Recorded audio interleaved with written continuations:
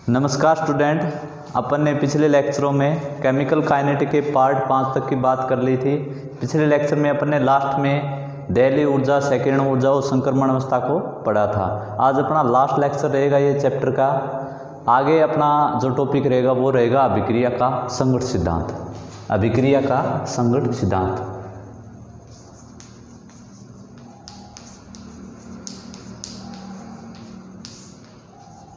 अभिक्रिया का संघट्ट सिद्धांत।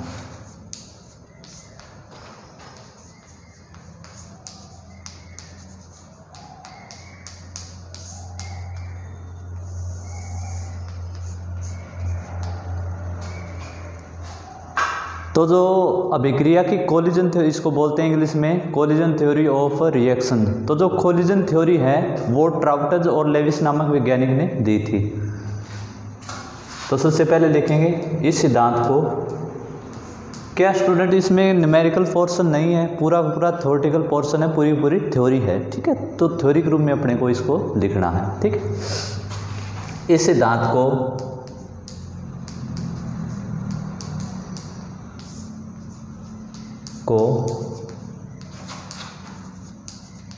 ट्राउटज व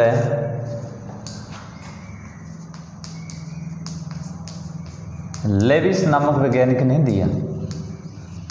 इस सिद्धांत को ट्राउटज व लेविस नामक वैज्ञानिक ने दिया। ठीक है, इस सिद्धांत के अनुसार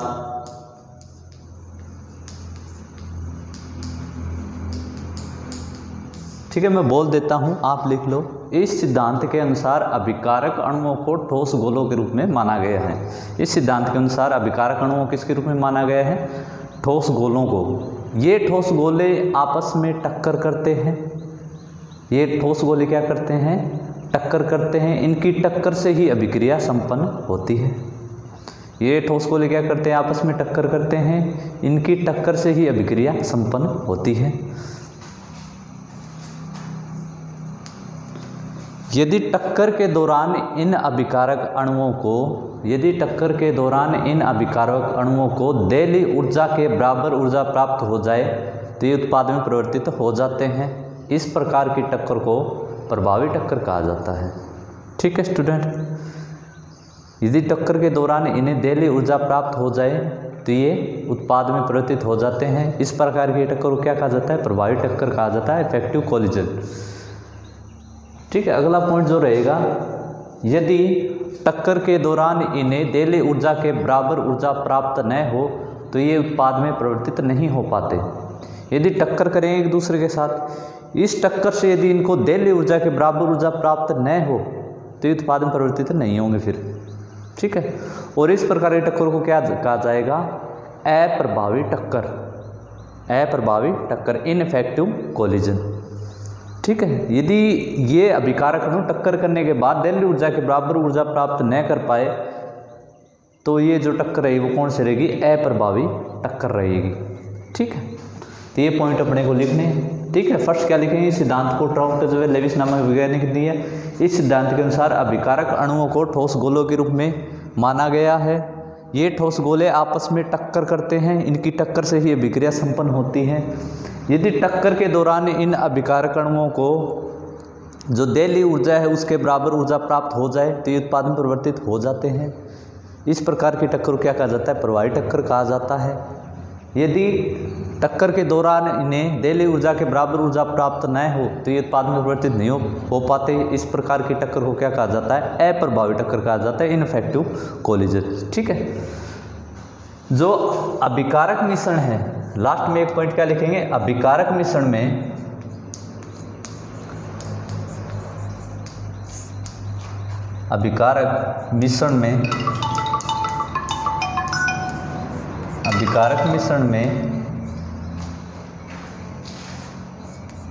प्रति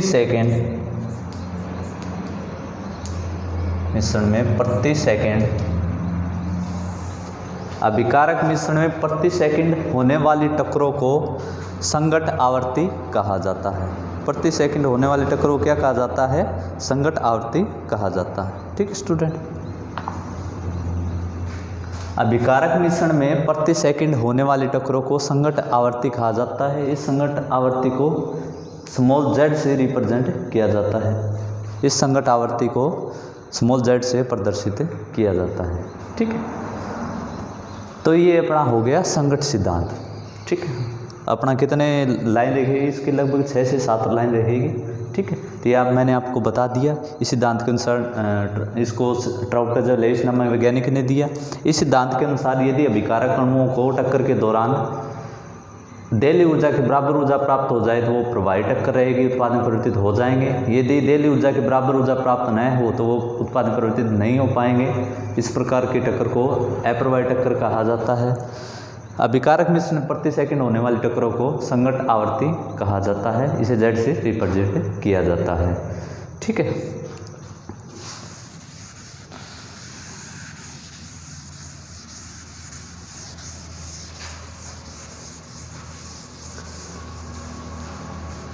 किसी भी अभिक्रिया के संपन्न होने में 2 अवरोध होते हैं।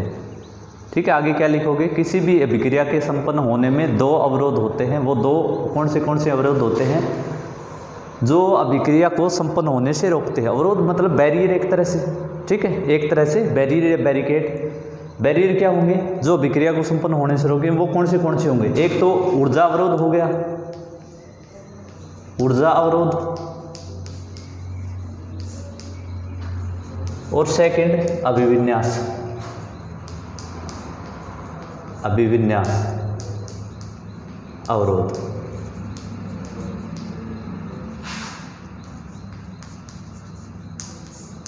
ठीक है, तो सबसे पहले ऊर्जा अवरोध पढ़ेंगे।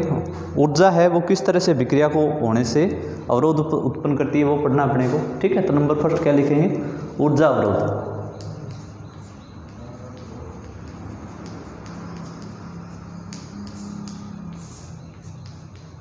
सबसे पहले पढ़ना अपने को ऊर्जा अवरोध। तो जो अभिक्रिया में देली ऊर्जा होती है उसे अभिक्रिया का बैरियर कहा जाता है। ठीक है, अभिक्रिया की देली ऊर्जा को अभिक्रिया का बैरियर कहा जाता है। बैरियर का मतलब जैसे कि पुलिस वाले लगा के रखते हैं ना, उसको बैरिकेड वगैरह बोलते हैं। बैरियर हो गया, बैरिकेड हो गया, एक बात हो गई। तो वो जो देली ऊर्जा होती है वह विक्रिया क्या होती है, बैरियर होती है। वो विक्रिया को संपन्न नहीं होने देती। अभी पढ़ा था अपन ने पीछे, यदि टक्कर करेंगे अभिकारक अणु और टक्कर से उनको देली ऊर्जा के बराबर या उससे अधिक ऊर्जा प्राप्त हो जाएगी तो विक्रिया संपन्न हो जाएगी, वरना अभिक्रिया संपन्न नहीं होगी। तो एक जो ऊर्जा का अवरोध है वो भी अभिक्रिया वे को प्रभावित करता है। ठीक है, तो ये ऊर्जा अवरोध हो गया। ऊर्जा अवरोध में अपने को क्या लिखना है, अभिक्रिया की देली ऊर्जा को अभिक्रिया का बैरियर कहा जाता है। यदि अभिकारक अणुओं को देली ऊर्जा के बराबर ऊर्जा प्राप्त हो जाए तो वो उत्पाद में परिवर्तित हो जाएंगे, अन्यथा अभिक्रिया संपन्न नहीं होगी। ठीक है, तो ये तो ऊर्जा अवरोध हो गया। वैसे देली ऊर्जा को ऐसे मान सकते हैं, जैसे कि मैं एक एग्जाम्पल के थ्रू आपको समझाना चाहूँगा। मान लिया ये कोई ऊंची दीवार है। ठीक है, इतनी ऊंची दीवार है। इधर 10 आदमियों को खड़ा किया है। कितने, 10 आदमियों को इधर खड़ा किया है और उनको बोला गया है कि आपको इस दीवार को इस तरफ जाना है। जो आदमी इस तरफ इस दीवार को पार करके चला जाएगा वो जीत जाएगा, बाकी हार जाएगा। तो सेम यही होता है, विकारक अणुओं में टक्कर करेंगे आपस में। ठीक है, अब ये 10 आदमी क्या करेंगे, आपस में टकराएंगे भी, नहीं मैं जाऊँगा। ठीक है, तो जिसके पास इतनी एनर्जी रह जाएगी टकराने के बाद में वो इस दीवार को फांद के चला जाएगा, वो उत्पाद में कन्वर्ट हो जाएगा। ठीक है, जैसे कि बोले तो जैसे कि आप 12th में हो तो जो बोर्ड ने है वो 33% का आपके लिए बैरियर लगाया है। यदि आपने किसी भी तरह प्रैक्टिकल के थ्रू, नकल के थ्रू, किसी भी तरह आपने 33% प्राप्त कर लिए तो आप फर्स्ट ईयर में हो जाओगे, अन्यथा नहीं हो जाओगे। तो ये आपके लिए क्या है, 33% देली ऊर्जा है, यानी इतना तो आपको प्राप्त करना ही है। यदि आप 33% नहीं प्राप्त कर पाओगे तो आपको अगली क्लास में नहीं होने दिया जाएगा। तो देली ऊर्जा एक तरह से अभिक्रिया का बैरियर है। ठीक है,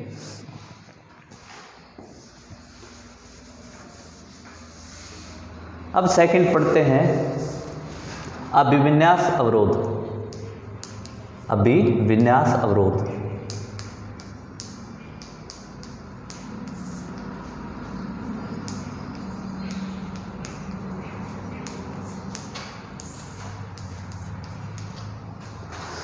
जो अणुओं का अभिविन्यास है वो भी अभिक्रिया को बहुत अधिक प्रभावित करता है। अणुओं का अभिविन्यास, अभिकारक अणुओं का अभिविन्यास अभिक्रिया को बहुत अधिक प्रभावित करता है।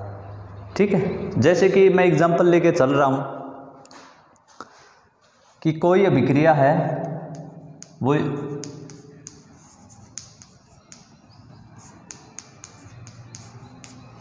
ठीक है, इन दोनों की अभिक्रिया रही एल्किल हैलाइड और ये है नाभिक स्नेही। ठीक है, नाभिक स्नेही का इस एल्किल हैलाइड पर अटैक हो रहा है और उत्पाद अपना बन रहा है एल्कोहल CH3OH प्लस Br-। ठीक है, ये अपना उत्पाद बन रहा है। तो इस अभिक्रिया का अभिविन्यास है वो अभिक्रिया को बहुत अधिक प्रभावित करेगा। अब अभिविन्यास कैसे करेगा ये अपने को एग्जाम्पल समझना है। ठीक है, तो मैं मान के चल रहा हूँ, अब इसके पास ये क्या है, कार्ब एनायन है और ये एल्किल हैलाइड है, एल्किल हैलाइड है। अब ब्रोमीन के देखें तो इसकी विद्युत ऋणता अधिक होती है, इस पर पार्शली कौन सा आएगा, नेगेटिव चार्ज आएगा। ठीक है, और इस पर पार्शली पॉजिटिव चार्ज आएगा। ठीक है, ठीक है, ये बात तो यदि बॉन्ड टूटेगा तो इस पर कौन सा आएगा, पॉजिटिव, इस पर आएगा नेगेटिव। अब इस जो नाभिक स्नेही है OH माइनस, इसके पास दो पॉसिबिलिटी है। ठीक है, इसके पास कितनी पॉसिबिलिटी है, दो पॉसिबिलिटी है। फर्स्ट जो पॉसिबिलिटी है वो ये रहेगी कि ये उत्पाद में परिवर्तित होने के लिए जो ये CH3Br है, मेथिल ब्रोमाइड है, इसके आगे से अटैक करे, या फिर दूसरी पॉसिबिलिटी इसके पास ये रहेगी कि ये मेथिल ब्रोमाइड पर पीछे से अटैक करे। तो फर्स्ट ये पॉसिबिलिटी मैं मान लेता हूँ कि आगे से अटैक कर रहा है, यानी कि ये कार्बन हो गया, एक हाइड्रोजन, दो हाइड्रोजन, तीन हाइड्रोजन और ये इसके साथ Br, और इस पर ये आगे से अटैक कर रहा है OH माइनस। ठीक है, अब यदि आगे से अटैक करेगा तो इस पर भी तो पार्शली नेगेटिव चार्ज है। ठीक है, क्या है, पार्शली नेगेटिव चार्ज है, और ये भी नेगेटिव चार्ज लेकर आ रहा है, तो दोनों नेगेटिव नेगेटिव हो गए और समान आवेश से एक दूसरे को क्या करेंगे, प्रतिकर्षित करेंगे। ठीक है, यानी कि ये अभिक्रिया आसानी से संपन्न नहीं होगी यदि OH आगे से अटैक करे। ठीक है, OH है वो यदि आगे से अटैक करे तो अभिक्रिया आसानी से संपन्न नहीं होगी। ठीक है, अब सेकंड ये पॉसिबिलिटी होगी कि ये जो OH माइनस है ये मेथिल ब्रोमाइड के पीछे से अटैक करे, मेथिल ब्रोमाइड के पीछे से अटैक करे, जैसे कि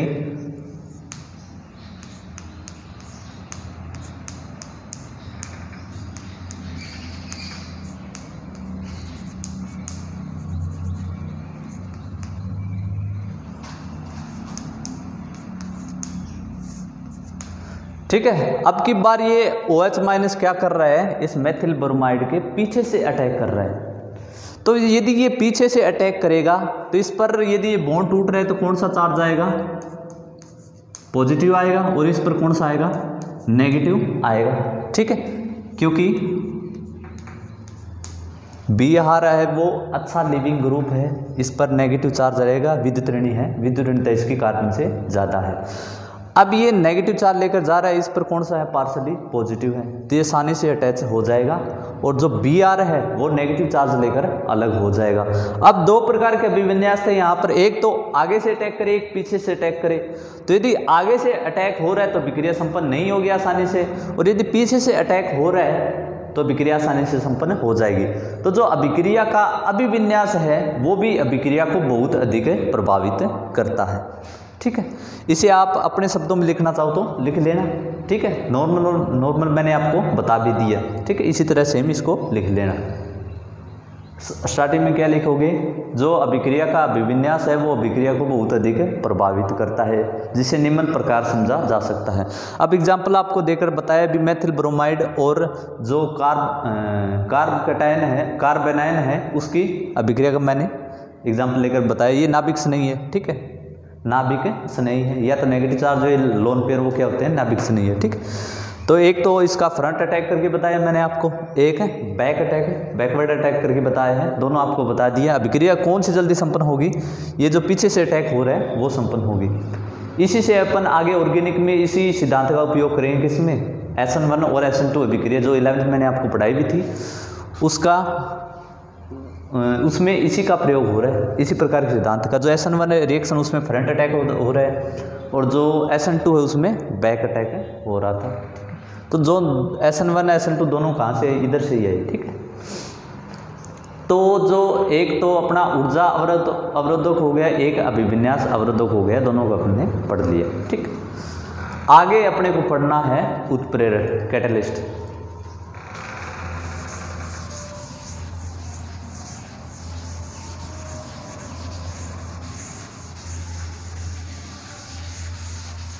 आगे अपने को क्या पढ़ना है, उत्प्रेरक, कैटलिस्ट।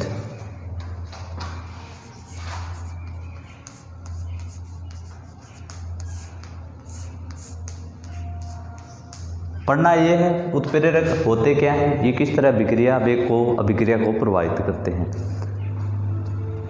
तो उत्प्रेरक हेडिंग डाल के इसमें सबसे पहले लिखना है, उत्प्रेरक वे बाह्य पदार्थ होते हैं, उत्प्रेरक वे बाह्य पदार्थ होते हैं जो अभिक्रिया में भाग लिए बिना अभिक्रिया के वेग को प्रभावित करते हैं। उत्प्रेरक वे बाह्य पदार्थ होते हैं जो अभिक्रिया में भाग लिए बिना अभिक्रिया के वेग को प्रभावित करते हैं, ठीक है। ये अभिक्रिया के वेग को बढ़ा देते हैं, ये अभिक्रिया के वेग को बढ़ा देते हैं। अब बढ़ाते कैसे हैं, ये अभिक्रिया के सेकंड ऊर्जा को कम कर देते हैं, अभिक्रिया की सेकंड ऊर्जा को कम कर देते हैं। अब यदि अभिक्रिया की सेकंड ऊर्जा कम हो जाएगी तो अभिक्रिया का वेग ऑटोमेटिक बढ़ जाएगा। अब कैसे, कि अपन ने जो आर्नियस का सिद्धांत पढ़ा था उसमें क्या समीकरण लिखती, K = A (e⁻⁻RT), यही तो था अपना आर्नियस का सिद्धांत। यहाँ पे क्या है, नेगेटिव चार्ज है, ठीक है। तो यदि यहाँ पर नेगेटिव चार्ज ना हो, यदि यहाँ पर नेगेटिव चार्ज ना हो तो इस कंडीशन में तो यदि एक्टिवेशन एनर्जी है वो बढ़ेगी तो वेग नियतांक है वो भी बढ़ेगा, ठीक है। तो उत्प्रेरक क्या करेगा, एक्टिवेशन एनर्जी को कम कर देगा, अभिक्रिया वेग को बढ़ा देगा। एक्टिवेशन एनर्जी कम होगी तो अभिक्रिया वेग बढ़ जाएगा। अब यहाँ पर क्या है, नेगेटिव है, तो इस कंडीशन में अपोजिट हो जाएगा। यदि एक्टिवेशन एनर्जी बढ़ेगी तो वेग नियतांक है वो कम होगा और अभिक्रिया का वेग भी कम हो जाएगा, ठीक है।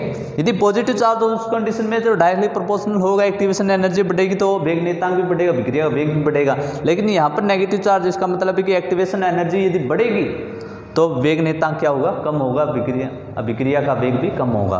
अब उत्प्रेरक क्या करेंगे, एक्टिवेशन एनर्जी को कम कर देंगे।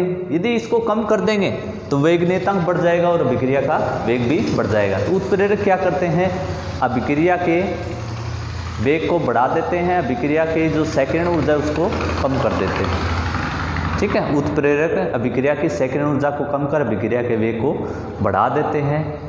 ये अभिक्रिया के अंतिम क्षणों में ज्यों के त्यों प्राप्त हो जाते हैं। अभिक्रिया में बिल्कुल भी भाग नहीं लेते हैं, अभिक्रिया में बिल्कुल भी भाग नहीं लेते, एज इट इज अपने को लास्ट में प्राप्त हो जाते हैं, ठीक है।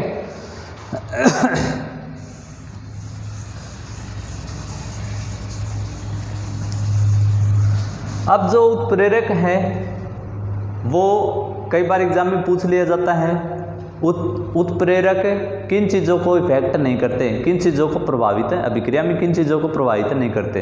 तो जो उत्प्रेरक है वो दो चीज़ों को प्रभावित नहीं करते।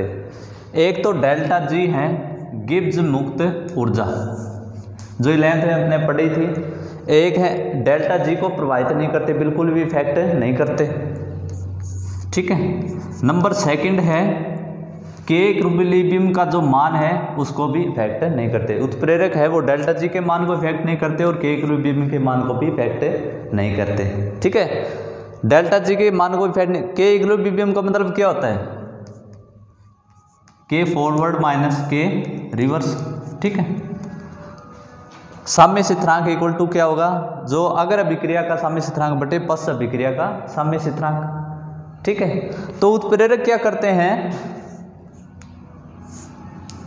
जैसे कि ये अभिक्रिया का अपन एग्जाम्पल ले रहे हैं, ए से बी बन रहा है, ठीक है, और इसमें साम्य स्थापित हो चुका है।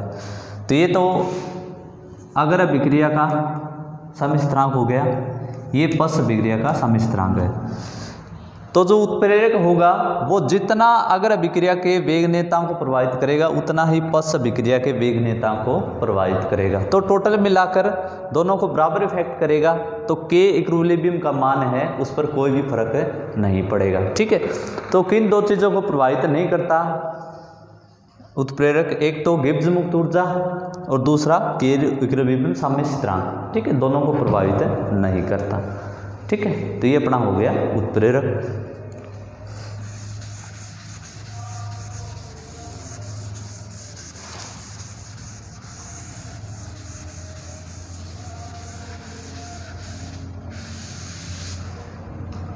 ठीक है, और एक अपने को लास्ट में पढ़ना है ताप।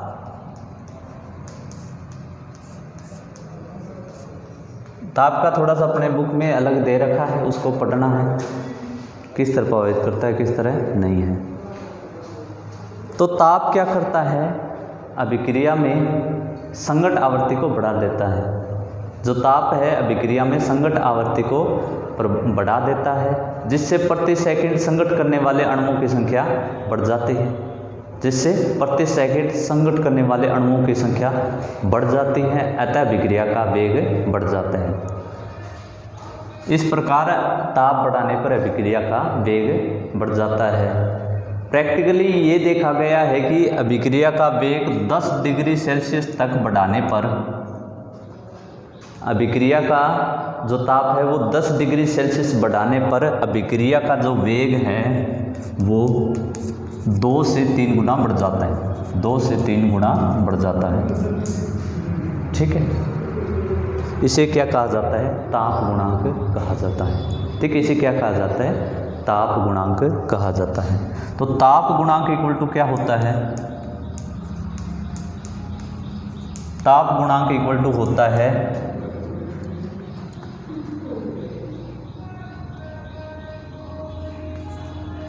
10 प्लस टी ताप पर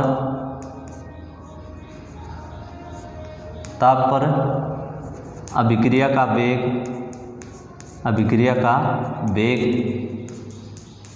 बटे टी ताप पर अभिक्रिया का वेग, ताप पर अभिक्रिया का वेग।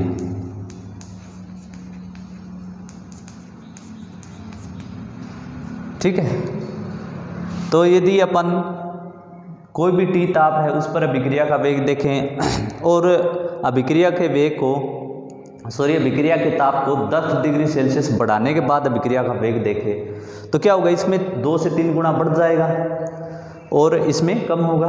तो इसमें 2 से 3 गुना बढ़ जाएगा तो जो अनुपात आएगा वो कितना आएगा, 2 से 3, 2 से 3। ठीक है, इसी को क्या कहा जाता है, ताप गुणांक कहा जाता है।